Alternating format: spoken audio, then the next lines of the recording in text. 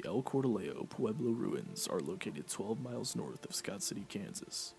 According to Spanish accounts, two groups of Pueblo Indians fled into the plains to escape Spanish rule. The first were the Taos Indians, who settled with a band of Plains Apache in about 1664 and remained for several years. Stone from the surrounding hills were used to build the El Cordaleo Pueblo.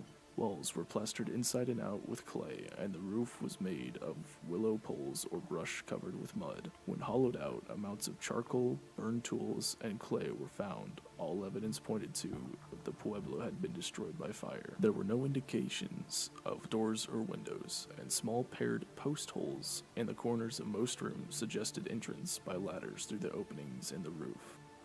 The Steeles deeded the site of El Cordaleo to the Kansas Daughters of the American Revolution, and in 1964 the site was designated a National Historic Landmark.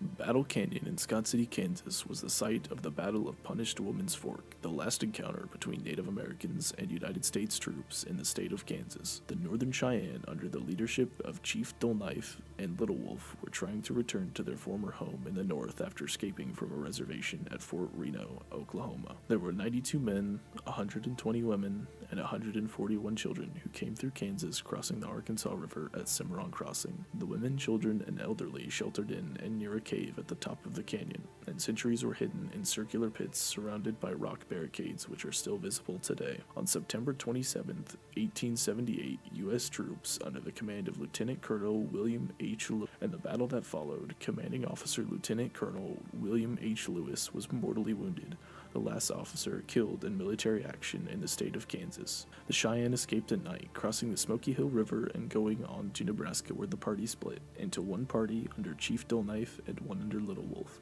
The soldiers continued their pursuit until most Cheyenne were killed or captured.